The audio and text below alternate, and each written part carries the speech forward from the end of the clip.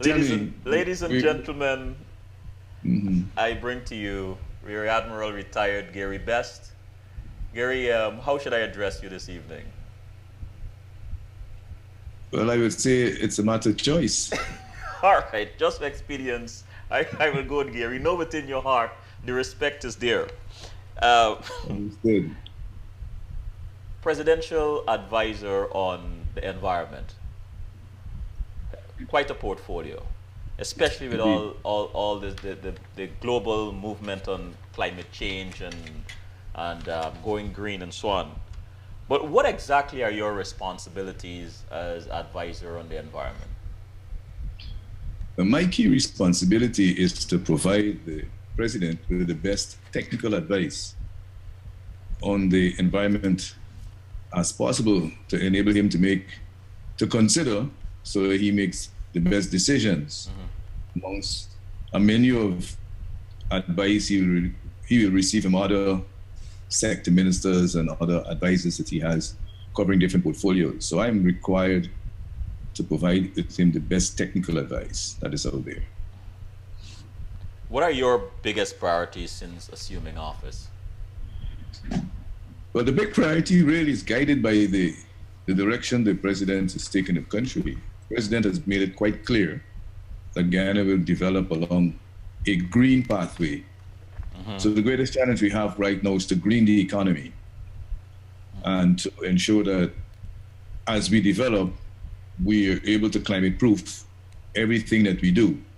And that requires a host of changes in how we conduct government and how we govern and how governance will be looked at in the decades to come.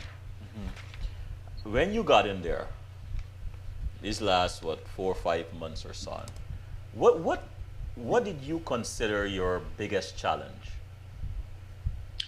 I think the immediate big challenge that I had when the government assumed office and I was appointed presidential advisor was to get an understanding as to what was happening under the previous administration. Fortunately, however, I had done research on climate change and environmental matters as part of my academic work. So I had a fair idea of what the environmental profile looked like. What I didn't know and I didn't understand were the interrelationships amongst the actors at the departmental and sub-departmental levels within the governance structure and the international financial portfolios between partner entities and the government. So that was a great challenge. Getting the information was a great challenge. It wasn't easily unfolding, but eventually I was able to get most of the information through direct contact with the international entities as opposed to those persons who were actually in situ providing that information to me. The world is going green, as we all know, and Guyana seems to be aligning with the green drive. When you talk about, or when you say time to green Guyana's economy, what exactly are you implying? But what it means is that it's almost moving from low carbon to low emissions. Green simply means that we're going to move from an energy-driven type economy that is based on fossil fuels, which comprise oil and coal primarily, to alternative energy, which in the main requires the use of hydro power, solar power, and wind power. Those are the main aspects of energy that you use to green an economy. So we're moving the transition from what we like to call a brown economy to a green economy. Brown being coal as the fossil fuel base and oil. Over 85% of the world's economy is driven by fossil fuels, either coal-powered or oil-powered. And we want to move that to alternative energy, which, as I said, will be based primarily on hydro, solar, and wind. So greening the economy means moving away from an energy source, that the energy source we currently use, which is in Guyana, which is oil, to an energy source that is primarily underpinned by hydro, solar and wind. That's what it means by greening the economy. And that's in the main. There are other aspects of it, but that's the main plank of greening this. And the president, you meet with the president occasionally to give him briefs and advice and so on. But what can you tell us about one of his deep concerns for the environment? But the key concern, as I see it, in his mind for the environment, is really to ensure that what we do at the end of the day produces what he calls a good life for all Guyanese. He wants to ensure that the environment is so taken care of that we create intergenerational equity and intra-generational equity. That is to say that we will ensure that we hand over the environment in a better state than we receive it to future generations. And that what we do in the environment will create a good life for every Guyanese. So in that result, his concern obviously is the way in which government and governance will transition to provide a good life using the green economy as the pathway. You know, we speak very often the importance of young minds, of grooming young minds, of mentoring, passing the baton, and so on. Is there a policy to encourage or include young people as stakeholders in this whole green movement? But it goes without saying, Selwyn, they're the future. Yes. And there's a deliberate policy to ensure that young people embrace the new philosophy of government and governance. And there is quite a lot of work to be done in reaching out to the wider Guyanese population to ensure that they all understand what green is all about. So I would say to you that at the moment we are on the lower end of the curve in explaining to the people what a green economy is all about, or a green pathway. But we have a deliberate plan to continue to educate the population, and we want to use our young people to do that education. So indeed, you're absolutely correct. The future is with the youth. And there is a plan unfolding every day that provides information on what greening the economy is. It's not complicated. We just have to ensure we transmit the information in simple language, and not complicated language, so people can understand what it means when we say we want to green the economy. And in greening the economy, as I said, we need to climate-proof the economy. We need to ensure that the houses that we build, and that's something the president has talked about, he singled out Bartica as a pilot tongue in the green economy drive he has. Bartica has been singled out as the model tongue. So all eyes are on Bartica to look at how Bartica will green itself to be the model for the rest of the country. Why particularly Bartica? But that's a presidential question. The president has close roots in Bartica going back to his birth. So that may be one of it. But I think the reason that is best proffered on why Bartica is that Bartica is the gateway to the forest. When you pass Bartica, you're into Guyana's forest. And I think the significance is that we shouldn't have a tongue that is a gateway to the forest that is not green. Yes. Yes. So the proximity of Bartica to the forest simply meant that Bartica should be a green community. And if you go to Bartica, you'll be surprised at the amount of four-wheel drive vehicles we have in Bartica. That is a community of 7 avenues. And the amount of four-wheel drive vehicles is amazing. You can walk from 4th Avenue to 7th Avenue, but people drive from 4th Avenue to 7th Avenue. But you can actually walk. It's not a long distance. So lifestyles have changed in the communities, not only Bartica. We drive more rather than walk. Our roadways don't carry the cover that they used to carry along road. Trees lining the roadway, providing shade, those are all gone. So the president launched a National Tree Planting Day recently. Every year, we'll plant trees. So we're going to go back to planting trees along the roadways so we can provide shade and cover for people, make the place cooler. And that's one aspect of it. But key to understanding that is really your building codes. We have to look at our building codes and change the building codes. We have to decide whether the houses are being set correctly to maximize sunlight and wind. Those are key areas in keeping your home cool and climate proofing it, ensuring that your homes that we build in the future don't suffer the vagaries of the extreme weather that we're experiencing, even right now as I speak with you. What expectations do you have from the private sector, and how can it help in greater energy efficiency? The private sector it's still the drive of the economy. And there's quite a lot that one expects from the private sector. In fact, I expect quite a lot from the private sector. I expect the private sector to come on board and to start thinking and contributing to the whole green economy effort. Energy is the most expensive ingredient in the production process in this country. And the private sector has spoken extensively on how difficult it is for them to compete with, within the CARICOM market because of the high cost of energy. This is a golden opportunity for them to look at alternative energy sources and to work with government for a model that will provide cheaper energy to the private sector and reduce the cost of production. So I think and expect the private sector to come on board and not simply sit back and wait for government to provide cheaper energy to them. I think they have to contribute to a process that would result in cheaper energy. Well, this and the challenge. Sorry. Well, the challenge we have now, Selvin, is that oil prices are going down significantly. And whenever that happens, the whole drive to alternative energy reduces its momentum.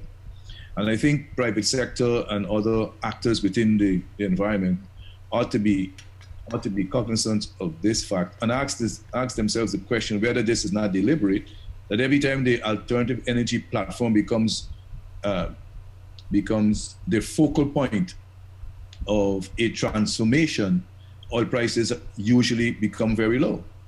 So it's almost as if it's a start and go situation, stop and go. So the private sector could be less interested in alternative energy at the moment because oil prices are very low.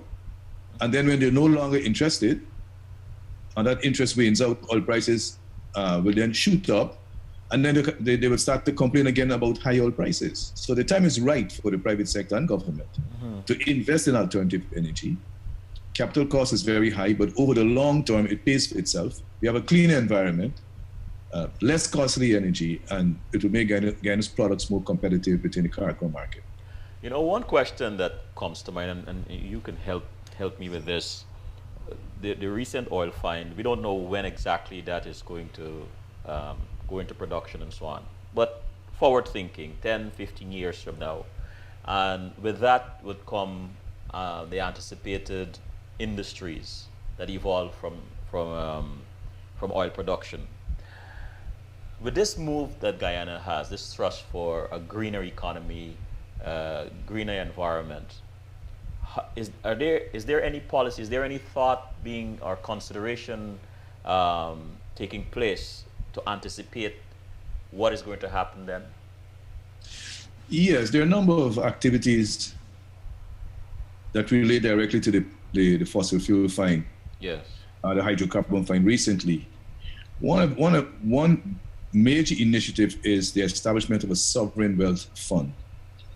And it transcends the hydrocarbon find offshore because the sovereign wealth fund is a fund in which the government will place a percentage of earnings from hydrocarbons, that's oil, and other natural resources, which include gold, diamond, and timber. So that's one positive effect, one positive thinking about the government in relation to hydrocarbon, new oil find, oil and gas find, but more particularly also other natural resources. So we have this sovereign wealth fund being established. The second is legislation, because we don't have legislation for oil and gas. So we'll have to look at the kind of legislation that's required that would make sure the economy remains clean and green with oil and gas. Thirdly, there's a lot of discussions taking place about how we manage an oil and gas sector. Now, I have not been particularly asked to advise His Excellency on this particular point. So I speak here, I give you my own opinion, my own view on this matter at the moment.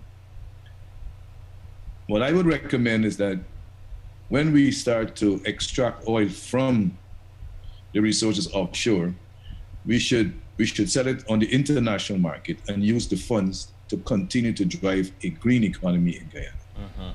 I don't think we should use the oil that we extract, because it's going to be cheaper than what we have now, to drive our own economy.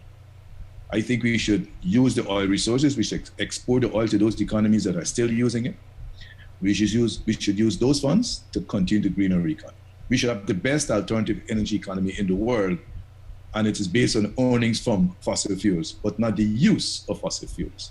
That is my personal position, professional position on the matter. And if I'm to advise, that would be my advice. At some point in time, I know I'll be asked the question, and that would be my advice to His Excellency.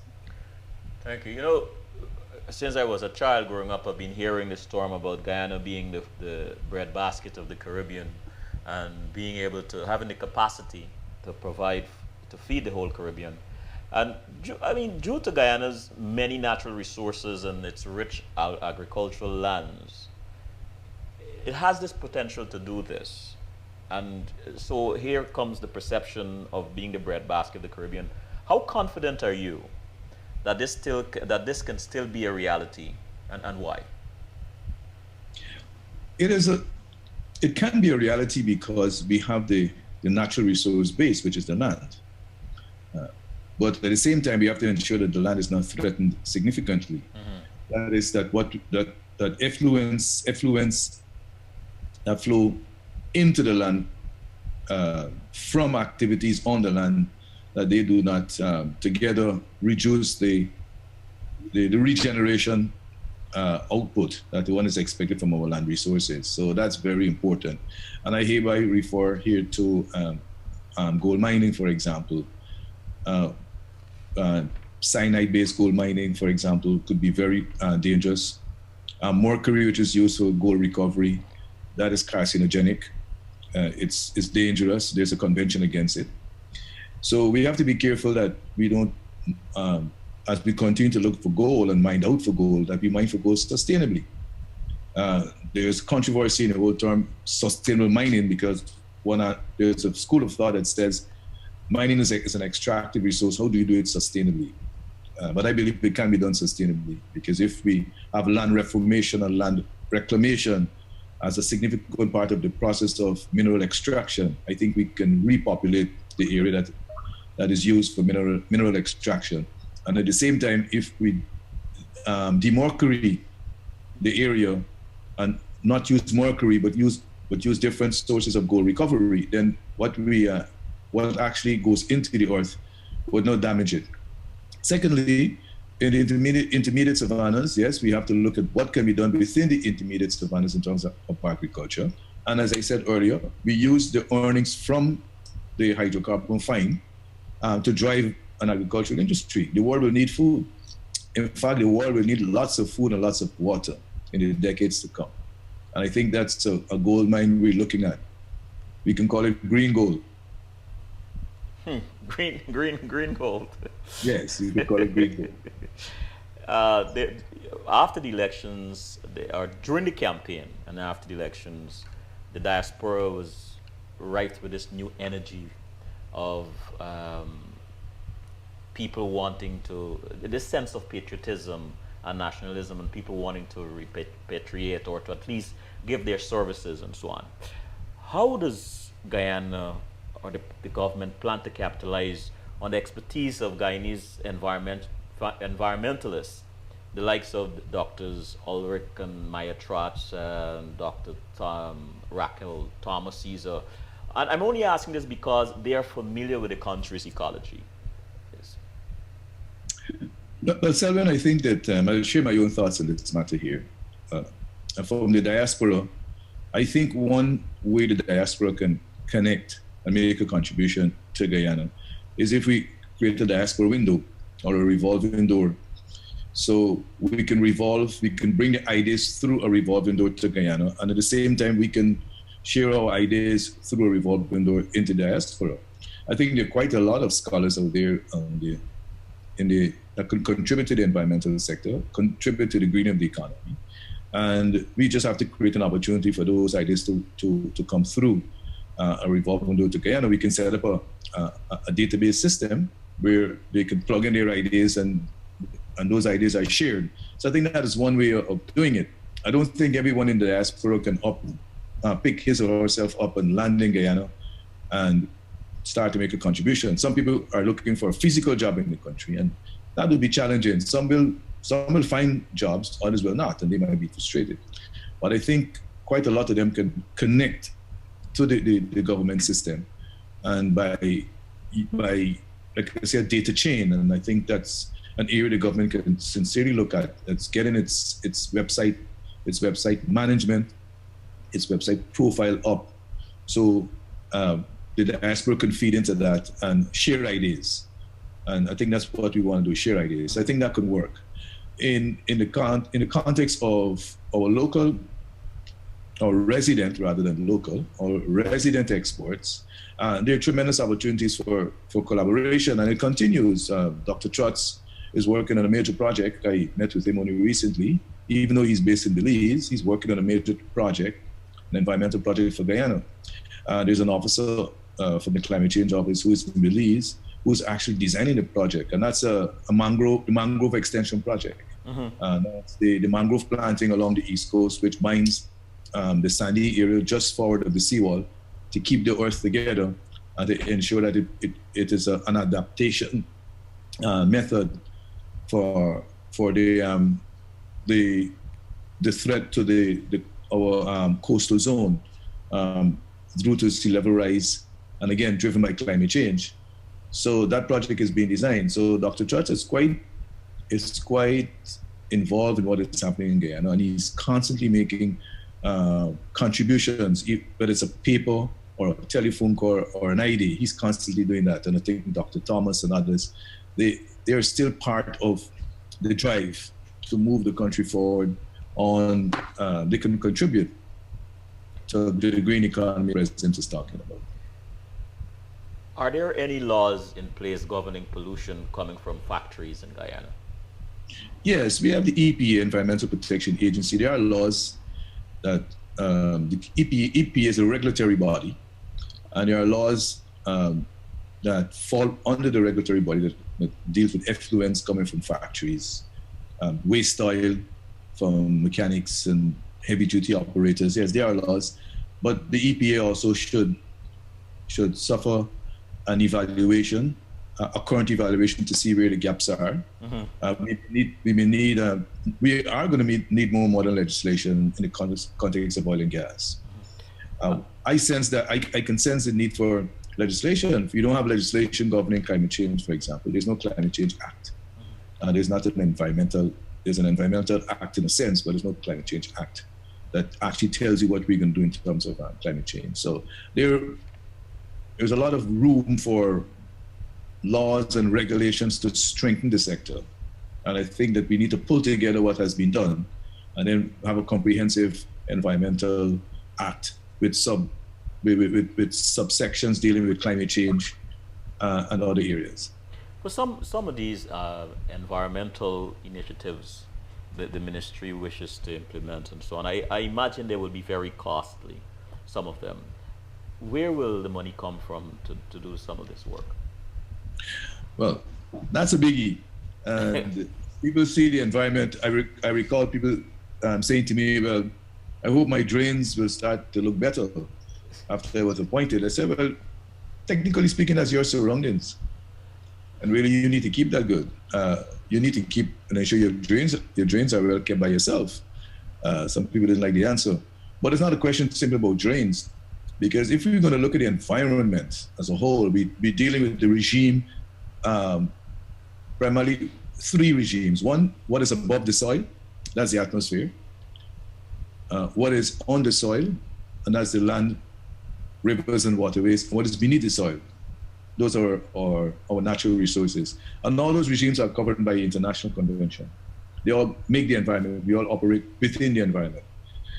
And because the climate change is a global phenomenon, that whatever happens within Guyana affects the rest of the world, what happens within the United States affects the rest of the world. There's a concept of of sharing the responsibility, greater share to those who contributed more to the debacle, and lesser burden on those who contributed less. It is called common but differentiated responsibility. So in that context, the international community has agreed under the United Nations Framework Convention on Climate Change that the countries who are the major contributors will provide most of the funding to correct the situation. And that's where the money is expected to come to deal with the environment. But the money has not been forthcoming. The money has not been forthcoming. A lot of promises have been made, but the money is slow to come. The figure right now to deal with the climate change negative, to move it to a climate change positive, is about $1.2 trillion. Not billion, $1 trillion. What? And so there's some funds that have been set up. The most important one, the most recent, the most important is the Green Climate Fund, which is meant to receive $100 billion per year from 2020. At the moment, it has about $10 billion. So the money is not flowing to fight climate change. And that leads me to the conference in Paris, one of the most expected and anticipated climate change conferences in December in Paris. Mm-hmm. Hopefully there'll be an agreement, a binding agreement on new commitments to achieve a 2-degree target, that we'll have a 2-degree target which will return the atmosphere to pre-1990 levels. And to get the 2-degree target, it means that countries will have to reduce their emissions, which brings you back to the whole fossil fuel argument. Countries like United States, India, China, and Brazil will have to reduce their use of coal and fossil fuel in order to bring down their emissions into the atmosphere to reach pre-1990 levels. And those are not easy issues, because it could mean in a state like Kentucky, for example, or in a state like Rio de Janeiro, companies will have to change the machinery within their factories, and those are heavy costs. And then they're linked to political offices like senatorial races, congressional races, so it's not easy. And I think that the solution that I'm seeing to climate change, a climate change solution, what I'm seeing coming out is really alternative energy. I think where the developed world is going is to say, listen, let's have alternative energy as a solution. We started energy efficiency, we moved to energy conservation, and then we moved straight up to energy replacement, such as solar, wind, hydro, and you also have geothermal energy sources. That's not readily available in Guyana, but in some African countries you can get geothermal energy, because there's a geothermal map showing where the geothermal energy is located between the Earth's crust, and much is not in Guyana. So, for example, Kenya is using a lot of geothermal energy. So we have to start with energy efficiency in the forest. Take off your lights, don't waste energy, change out your bulbs. Those are things you can do. Use solar panels on your homes and contribute to the grid. So I think the direction is moving, that the world is moving, is an alternative solution direction, but at the same time, there are a lot of politics involved. Mm-hmm. So the money is not coming, Selby, and that's the answer to your question.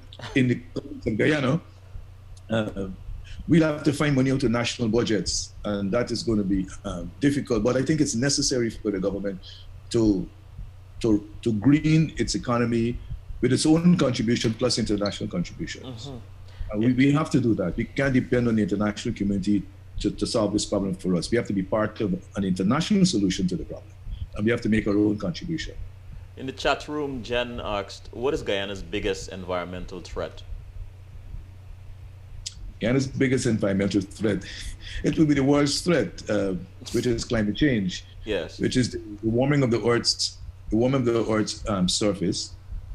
And for Guyana, it translates into the sea level rise.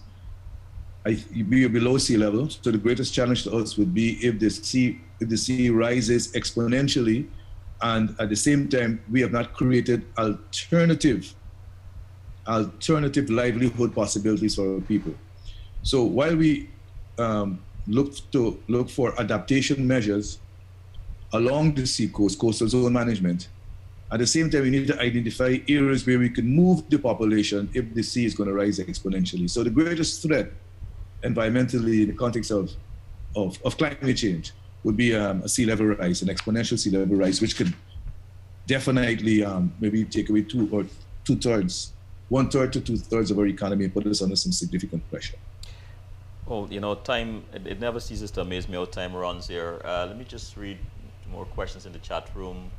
Deborah asks, what do you think about the article in Kaitro News that Saru is investigating owners of land in Pradoville? Oh, well, that's nothing to do with climate change.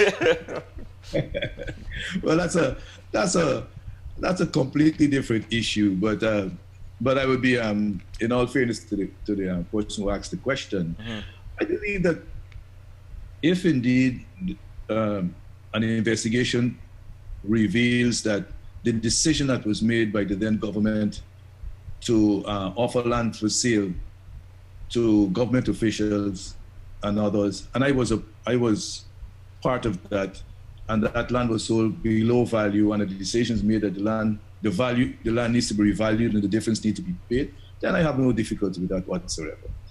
I think if a wrong has been done, it ought to be corrected. But I want to make this fundamental point. One has to understand that, you know, the land, of course, me, I purchased the land, for example, I purchased it through the government structure. So I wouldn't know how they got around developing the whole plan, the program. I would not know if they used taxpayers' money or whose money to build a road within the area. I mean, the land was offered and I purchased it. So if any wrong was committed by the then government, those persons should be held responsible. Are you? But like I said, it's I don't know how do we relate it to the environment. It's okay. I hope. Well, my answer, this is the beauty about having freedom of expression and having the chat room, right. that people Right. can ask whatever they like. Are you optimistic about Guyana achieving a green economy? Yes, I'm optimistic. I'm committed to it. It's an area I've been researching for quite some time. The president is committed to it. The big challenge will be behavior change. How the population is encouraged to change, and the best vehicle for behavior change is to have stakeholder participation and stakeholder engagement right across the country, right to the smallest child. Get it into the schools, make it part of the curricula over the decades to come. But I'm optimistic that we can transfer our economy into green economy. It's not going to be easy. There are people who are strongly linked to the fossil fuel industry, strongly linked to oil. That's how they make their living day to day. And they might even want to resist. But I think the government would have the strength of character to convince them through dialogue that the better way is to have clean energy driving our economy as opposed to the dirty energy we're using right now. And my last question for the evening, Rear Admiral retired Gary Best.